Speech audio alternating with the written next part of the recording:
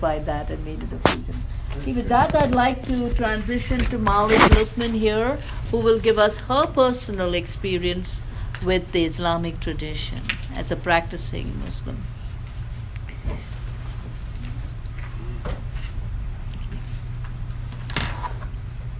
Okay, good afternoon. So I know most everyone in here, or I've introduced myself to most everyone in here. Mali Lukman, Associate Dean, Student Services.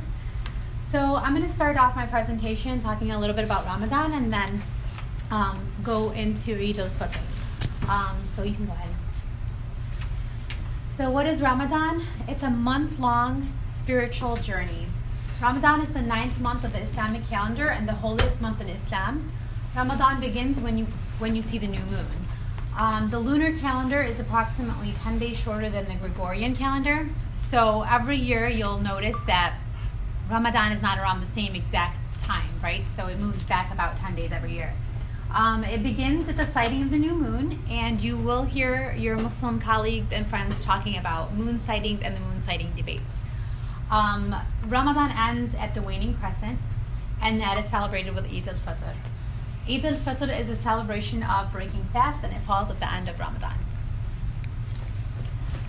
Significance of Ramadan. It is a special month of fasting, repentance, increased prayer, and increased charity which people of the Muslim faith undertake. For Muslims, fasting is the fourth of the 5 pillars of Islam. It's an essential duty. So there's the monotheism, and then there's giving charity. There's fasting the month of Ramadan. There's the Hajj pilgrimage, and then there's the prayer for the 5th. Fasting teaches self-control, encourages a focus on prayer, and allows them to devote their attention to worship and get closer to God. It is the month in which the angel Gabriel is believed to have revealed the Quran, the holy book for Muslims, to the Prophet Muhammad, peace be upon him. So as Ramadan is a celebration of the giving of the Quran to the world, many Muslims will try to read the whole Quran during this month. The last 10 nights, and particularly the odd nights, are especially important, as one of these nights is believed to be the first night the Quran was revealed to the Prophet. This night is called Laylatul Qadr, and that translates to the night of power or the night of decree. So many Muslims will stay up all night saying prayers and reading the Quran on those 10 nights. And because it's not specified which of the last 10 nights it is, you'll see a lot of your Muslim friends just really get heavy on prayer and worship during those 10 nights. Fasting, in Arabic it's called Siyam. During the month of Ramadan, Muslims fast for the entire month from dawn till dusk. This means that healthy adults do not eat or drink anything, even water.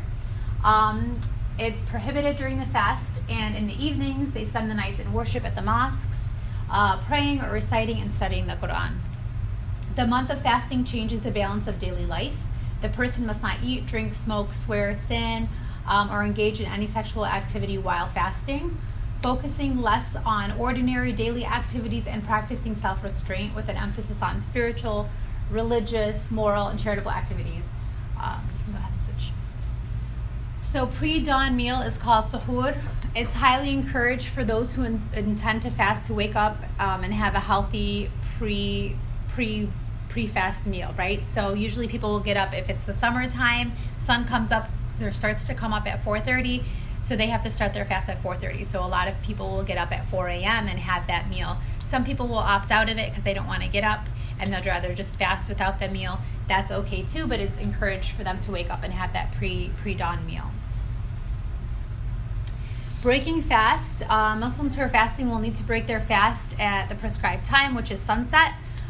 Deliberately doing anything which is prohibited, like eating, drinking, smoking, engaging in sexual activity, or any severe misconduct will break the fast. Iftar dinners. Family, friends, neighbors, communities gather for a breaking fast together. Iftar translates to break fast, right? So if you're invited to an iftar dinner, it's just a dinner where everyone's breaking their fast. Iftar dinners throughout communities are very common and welcoming to anyone looking for a bite to eat. Because it's the month of giving, quite often free food is distributed. The dinners are feast-like and similar to Thanksgiving dinner every night for 30 nights straight. So it's pretty fun. It's pretty interesting. Although eating less and focusing more on spiritual development is the goal, many people celebrate iftar time with large varieties of food. So it is a discussion that we have within the Muslim communities, like, oh, you got to do Ramadan right. You shouldn't overindulge on food, because we tend to do that, right? Imagine you haven't eaten all day and it's time to eat and you want everything, right? So we try to kind of pace ourselves, because that defeats the purpose. But everyone does like to celebrate breaking of the fast by having like a large variety of food. So that's very common. A heightened sense of spirituality. So as much as when you hear about people talking about Ramadan, I know a lot of people think of, oh, no food or lots of food, right? But that's actually not the main goal of it. The main goal is spiritual growth and drawing closer to God. So it's Ramadan is a time when Muslims try to spend time in prayer and religious contemplation. It is believed that achieving higher levels of spirituality are more attainable when one is more attuned to their feelings of need. Hunger allows for those fasting to feel higher levels of empathy for those who are less fortunate. The fast also serves as a spiritual and physical detox. So this is also something that you'll see parallels in other faiths. There are different types of fasts. And so what's commonly believed is that when you're hungry, you can be more in touch with your feelings and your spirituality. And I can attest to the fact that when I'm hungry, I'm a lot more emotional. And so it is easier for me to tap into my spirituality. So that's one of the benefits of fasting. Taraweeh, they're late night prayers, supererogatory prayers. So they're not obligatory, they're just kind of like extra credit, so to say. And they're usually held in congregation at the mosques, and they're offered every night through Ramadan. So usually what happens is at sunset, people will break fast, they'll rest and hang out and socialize for maybe an hour or two, then they'll go for the night prayer, and following the night prayer are these evening prayers, Taraweeh. And there's actually a link, so this is just a sample of what it's like, and he's reciting Allahu Akbar. الحمد لله رب العالمين الرحمن الرحيم مالك يوم الدين إياك نعبد وإياك نستعين اهدنا الصراط المستقيم صراط الذين أنعمت عليهم غير المغضوب.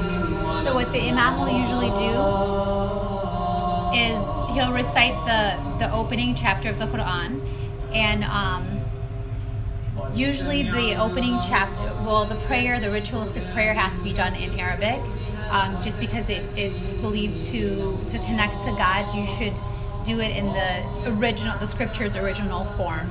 And so he'll start with the opening chapter, and then he'll select different chapters of the Quran every evening to recite in prayer until the entire book is recited by the end of the month.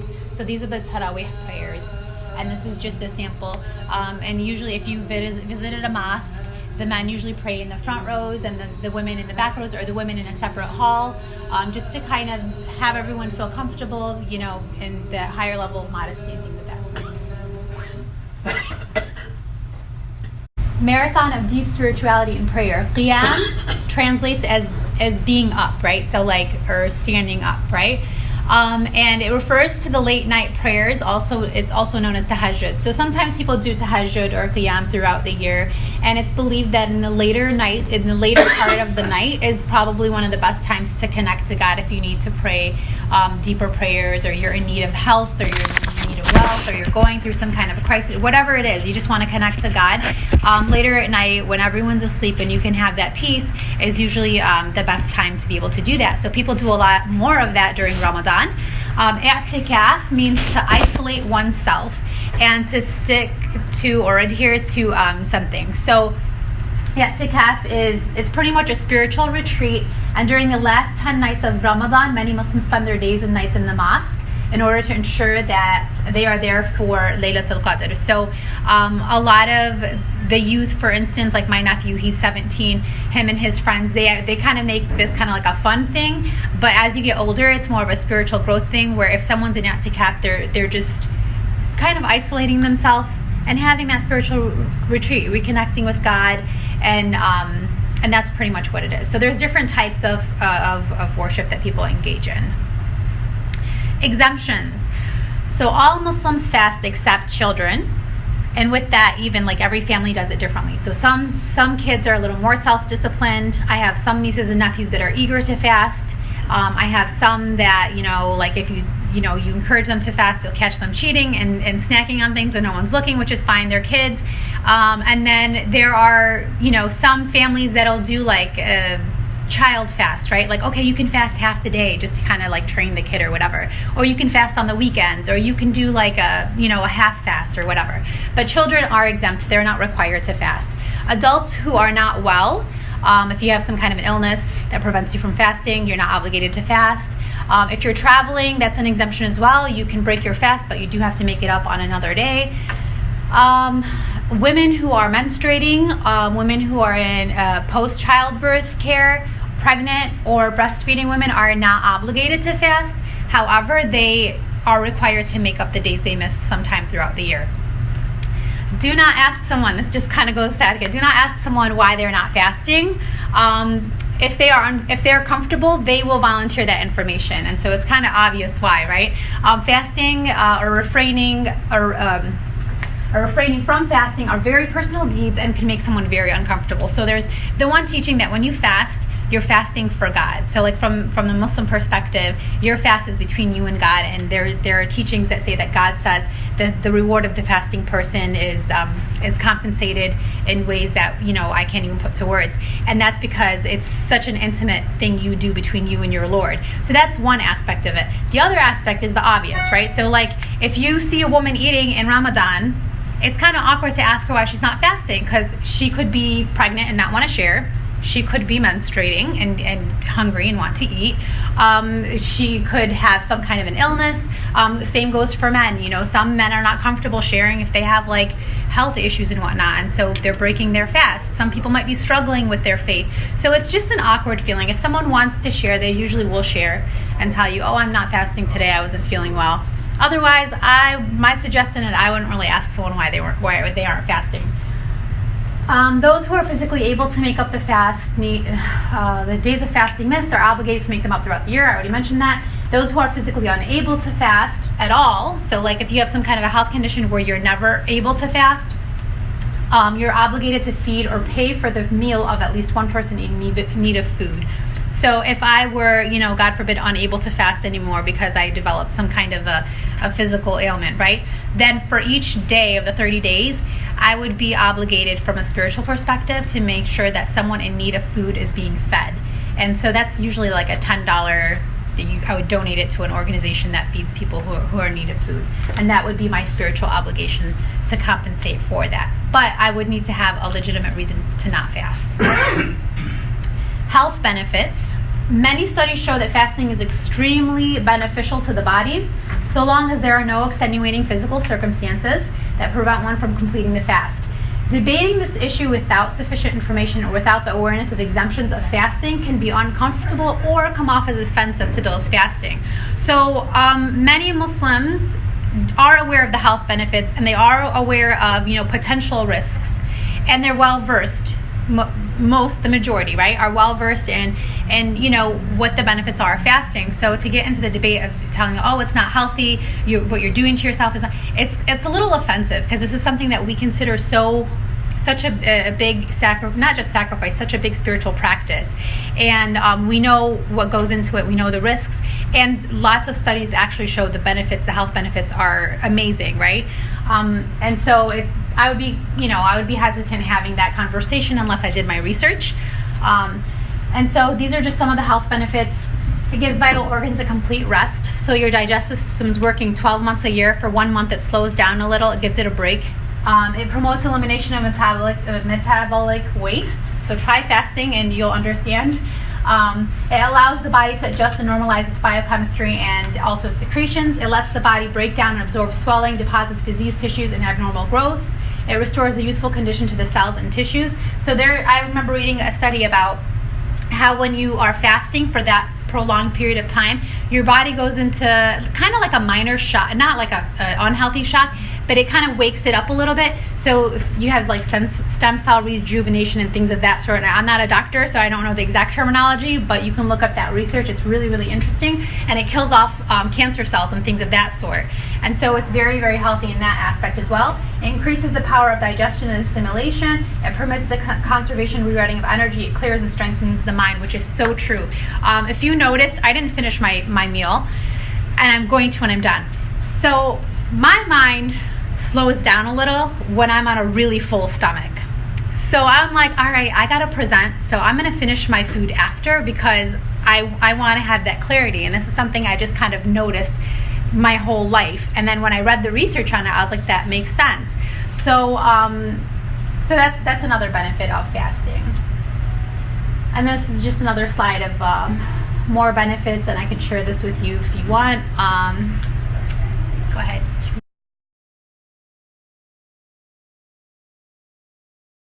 Go to the next one. Working with Muslim colleagues and students during Ramadan and Eid. Try not to invite Muslim colleagues to meetings which include lunch or extend after 5 p.m. However, don't worry if there is food around those fasting. It's not a big deal, right? It's all about self-discipline. The whole month is not about food. It's about disciplining yourself. So if you're having your lunch and there's someone there that's fasting, I mean, common courtesy is like you don't want to do it intentionally, but if you do, it's not a big deal, right? Be understanding that this is the most special month in a Muslim's calendar, and Eid is a very special celebration. So aside from the fact that there is fatigue associated with the fact that you're not eating or not having your morning coffee, and you're slightly dehydrated, there is that fatigue and your body's going through this detox process. You're also usually up all night praying, and so that's another thing to just kind of keep in mind, that your Muslim colleagues and students might be a little more fatigued. Be aware that it is common for Muslims to take annual leave during the last week of Ramadan, as the last 10 days are very important, and also to take off Eid. Eid day is taken as a day to be spent with family and friends, so very similar to Christmas or other holidays. We dress up, we have different festivities, we have big meals, sweets, you gift give, you visit with family and friends. Greeting colleagues, saying Ramadan Mubarak, translated as blessed Ramadan, is a polite way to greet colleagues. Eid Mubarak translates as blessed celebration and is a common way of wishing those celebrating a joyous Eid. Eid Ul-Fitr. Eid Ul-Fitr is the first day of the new month after Ramadan. Muslim families celebrate Eid Ul-Fitr by putting on new clothes and going to the mosque for the morning prayer. So there are two Eids. Eid Ul-Fitr, Fitr again means, or iftar means breaking fast. So Eid, celebration of breaking fast. That's one of them. The second one is Eid al-Adha, which means Eid of sacrifice or celebration of sacrifice, and that goes back to like the three Abrahamic religions, right? Muslims kind of have the same similar belief as Christians of the sacrifice of Abraham and things of that sort. So that's to commemorate that event. So Muslims prepare all different kinds of foods and sweets, visit family and friends. Children may receive gifts of money, which is very common. New clothes and toys, Eid festivals, and community-wide celebrations are also quite common. We do have a whole bunch going on, like Dearborn, Hamtramck, some in Detroit. If you guys are interested in crashing any, you're more than welcome. So mosques will usually arrange for family-friendly activities to celebrate Eid as well. So you can, I know a lot of the main celebrations happen on the day of, but then like on the weekends as well, they'll have a few festivities and things like that for families that weren't able to participate during the week. You can go ahead and click on the first one. The first video is just a short clip on Eid around the world. A light the night event. Phenomenal presentation, to celebrate. Oh, thank you. Yes, it is. To remember Excellent. Muslims around the world are celebrating Eid Al-Fitr from Thursday, marking the end of Ramadan. Palestinians in Jerusalem gathered for morning prayers. The holy month of fasting is now followed by a festival lasting several days.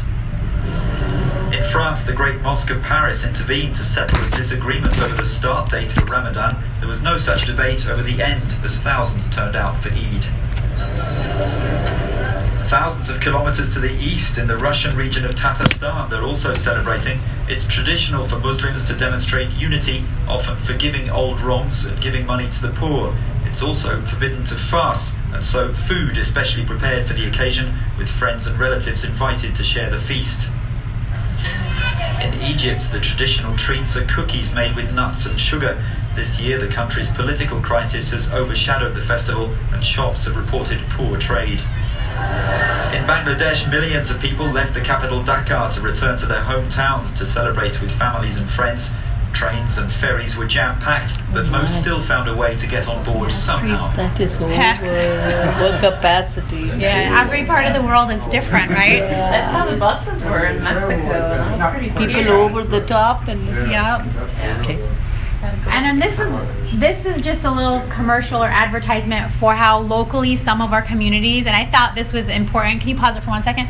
I thought it was important to include because a lot of our students are from Hamtramck, and so this is just some of the festivities that Hamtramck is going to be arranging. And again, we have so many going on like throughout Dearborn, Hamtramck, Detroit, throughout the globe in general. So like if you're interested in just kind of going, and it's just a festival, right? So anything you see at a normal festival, right? There's going to be food, there are going to be family-friendly activities, things like that. It's pretty much the same thing. But I did want to include this one because this is happening right in our backyard, and a lot of our students are probably going to be participating in things of this sort.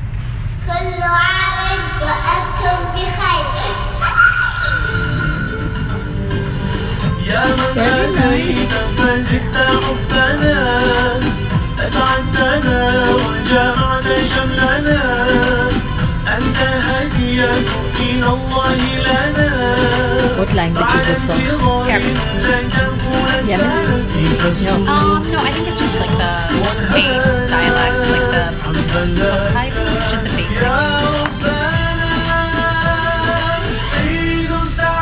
Let's enjoy this happy day. Nice. Yeah, Sunday. Let's enjoy this happy day. Eid Mubarak, come on, let's celebrate, celebrate. Let's celebrate. Allah, Allah. So there was something I wanted to include as well. It was another video, but I couldn't figure out how to include the link because it was through social media. And just down the street, down 4th Street, there is a mosque on Dix in Verner. What is it, Verner or Dix? Or right where they intersect. Yeah. And if you're familiar with it, I think it's the Islamic Center of America. I was getting confused. They're all like either Islamic Center of America or Muslim Society of America. They all sound the same to me. But yeah, if you... It's by the Yemeni consulate. It's on that yeah. side of the... They had a huge turnout. I want to say it's like 1,500. But every year they have a huge turnout of people. And so if you did see the video and it was going around on social media, it was really beautiful to see because you have all of these people coming to perform the prayer, and they just line up in these neat rows within like moments, perform the prayer, and then disperse. And it's kind of like everyone kind of knows already what to do. And when you just see it from an aerial view, it's really impressive. And so that I saw that video and I was like, oh, this is really interesting. But yeah, that was just a few days ago down the street. They did the prayer, was outdoors and indoors. They had the men praying outside, and they gave the women the space on the inside because they had so many people attending that they had to have the crowd go outside. And then as well, the ICD and all of the different mosques were hosting the same prayers, and they were also hosting different activities and giving out like sweets and balloons and toys for the kids and things like that. So it's nice to go see. A lot of people go to the prayer, and they also go to the prayer service to kind of see everyone in the community and like exchange greetings and things of that sort, and everyone's in their best outfit and things of that sort. So it's kind of fun. Yeah, and you can go to the next slide. This is how my family and I celebrated. I just threw in some photos. Very nice. That's so special. Where are you in the picture? Yeah. I can see I'm you there. I'm here. My nieces, my nephew. We just got together after the prayer and hung out all day and ate food. And I went broke because I'm their aunt and all the kids want money for Eid. And I didn't have time to go gift shopping this Eid, so I had to really cough up some cash. Interesting. And you can go on to the next slide. And then these are pictures from last year. So I put this one in here because henna is also very common in Indian culture as well. But a lot of Muslims will put henna on for the Eid if they have time. This is a picture of Eid I spent in Senegal 2 years ago. My Professor Khan, was actually Muslim as well, so he invited us over to his house.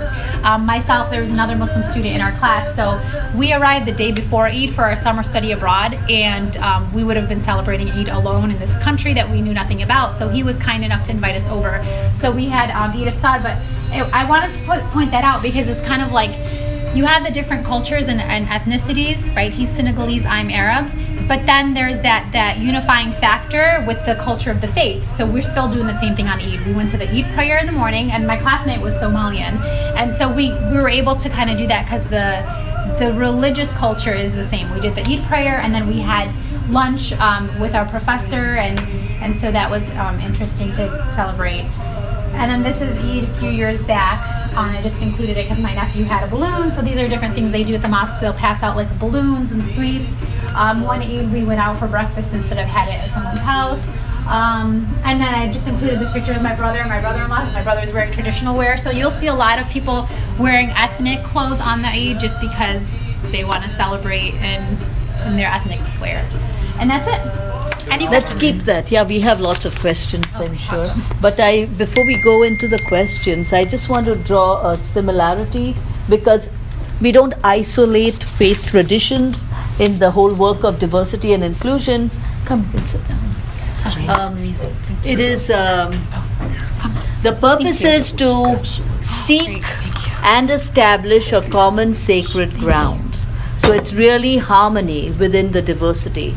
So I was just taking notes, and we've chosen the film Jerusalem for the fall, and we're going to look at these three traditions called the Abrahamic traditions. So as Mali, and she did a fantastic job, so let's give her a big hand for that.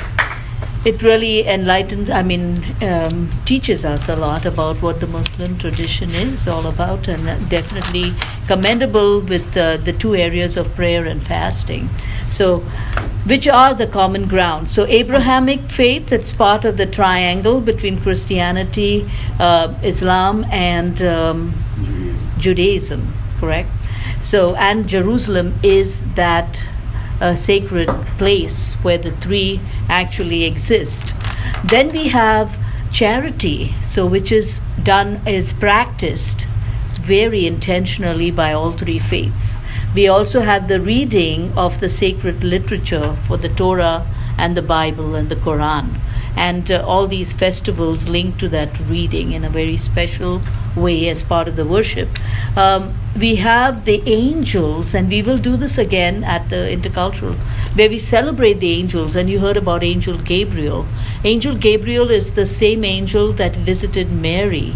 So Mary is also kind of honored in the Muslim tradition. She's the common base. One of the prayers that are recited from the mosque is the Hail Mary. And a lot of Christians don't know that. But the entire prayer of the angel Gabriel, Hail Mary, full of grace, the Lord is with you, is prayed by the Muslim faith.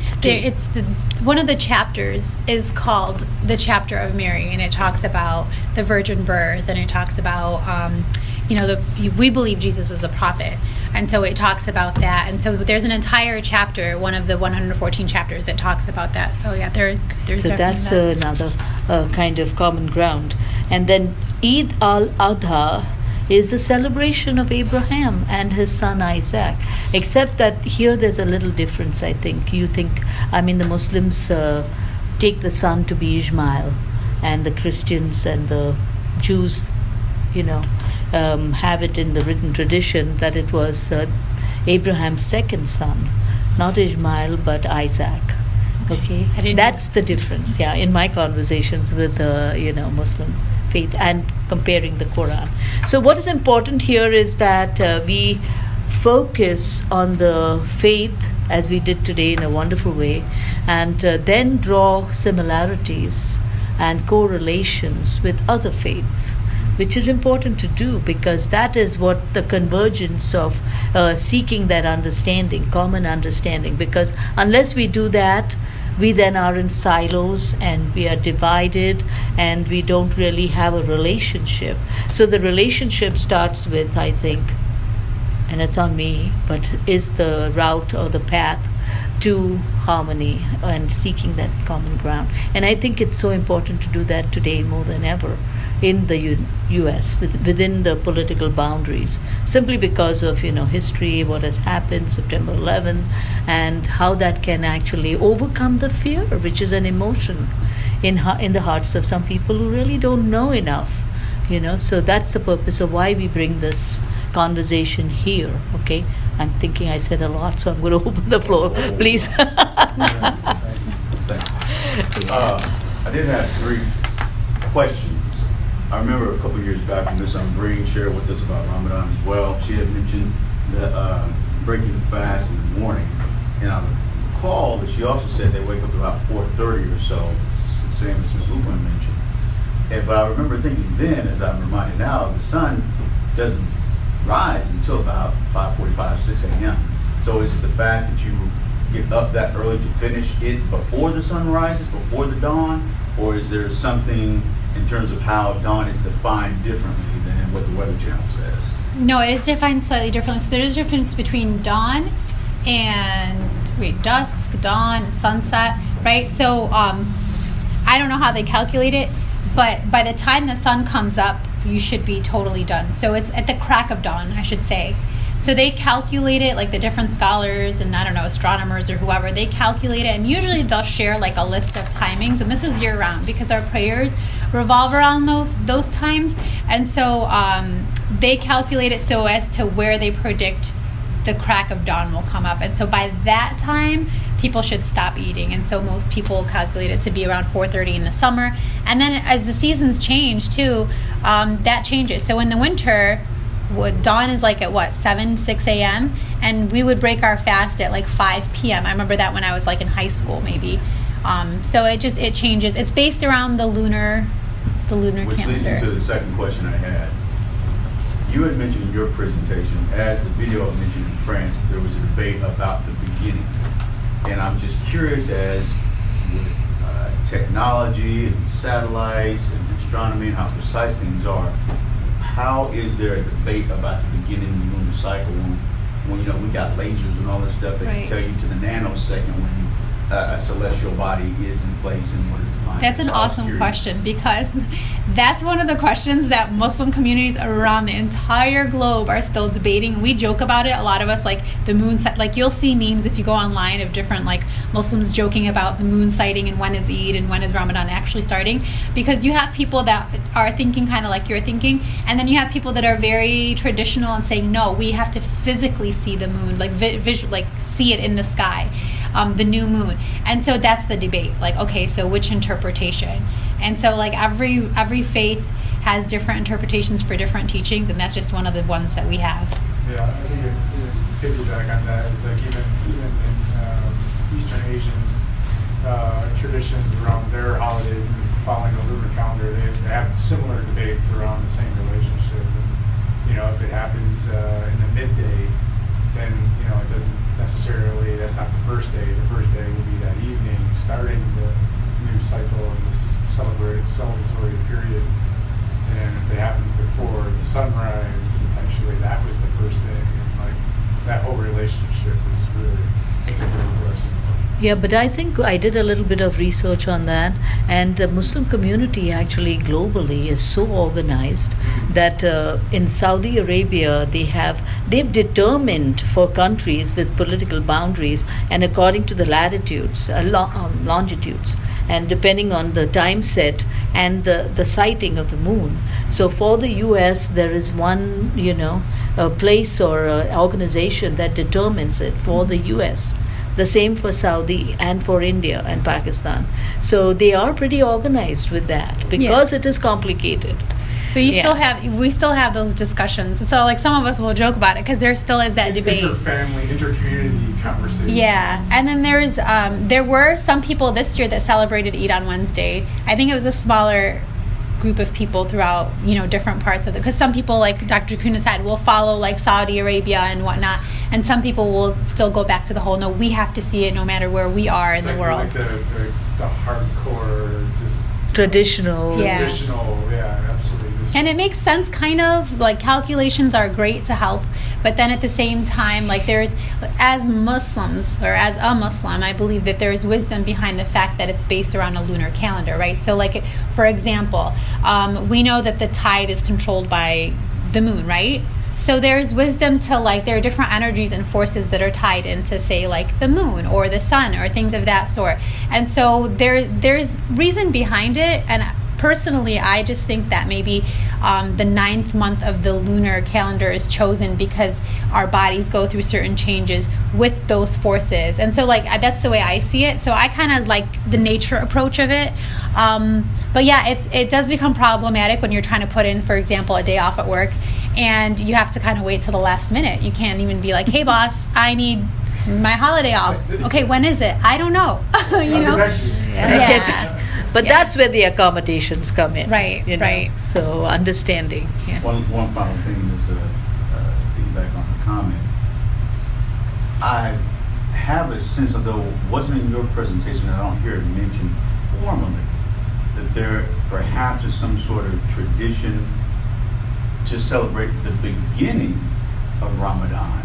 And I was wondering if you could, if that is true, could share with us a little bit about that before the fast begins, and what is that called? Is that a tradition? Is it kind of universal through the Islamic faith? Is it more geographical and regional, and what that entails?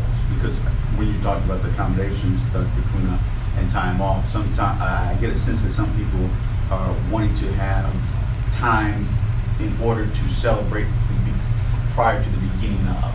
To prepare. Yeah, that's common too, because the whole month is considered really holy and just, you know, it's a holiday, the entire month is. But the celebration part is the final day. So the beginning of the month, a lot of people do need a little bit of time because they're preparing for the month. So usually if it's the traditional roles where like the women are preparing the food and things like that, depending again, that's depends on the culture, right? There's a lot of pre-cooking that's done. So like, for example, in my family, like the day or the week before, my sister and I will all get together and she'll make the ground beef and whatnot for the samosas. I'm not great in the kitchen, so I don't do a lot of the cooking in my family, but I know how to fold the samosas. So we'll help. And she will make like hundreds and pack them in Ziploc bags and freeze them. And then throughout the month, because you get so busy, you'll just pull them out and fry. So usually like the day before or the week before, people are doing a lot of preparing. And so that's part of the celebrating too, because they'll decorate their homes, they're welcoming the month and things of that sort. So it's more of the preparing that, you know, they might just... It's not necessarily a separate day that's observed by name. No, there isn't. But then if you live in a community where there are a lot of Muslims, you'll notice the grocery stores are jam-packed the whole week before Ramadan. They're going to have Ramadan sales. People are going to be out kind of like, you know, in Y2K when they were all out at the grocery stores shopping like crazy. That happens every year before Ramadan in like Muslim communities. So people are just kind of like preparing for this entire month. Like think of Thanksgiving dinner and preparing for that and what goes into it. Now imagine having to prepare for an entire month long. And so that's kind of where the rush comes. Yeah. But it's exciting too. So a lot of people still celebrate that. But the bigger celebration is Ramadan. I'm sorry, the Eid. Okay. Great sharing. Okay, Yeah, thank you. That's But academic worthy. I just want to say. Oh, awesome. Thank you. Conference after D-Day. But yeah, but all good things have to come to an end. We way overshot the time, but we did kind of, you know, enter into the conversations almost 15 minutes with the backlog. So, but we did have a good conversation. And by the way, we had samosas today. I didn't do it intentionally, but it just kind of ties in with what's eaten at, you know. So it was, yeah, we tried to. Fast with like days of water and then samosas. Right. Samosas Yeah. are the Yes. probably most synonymous that I've experienced. Yeah.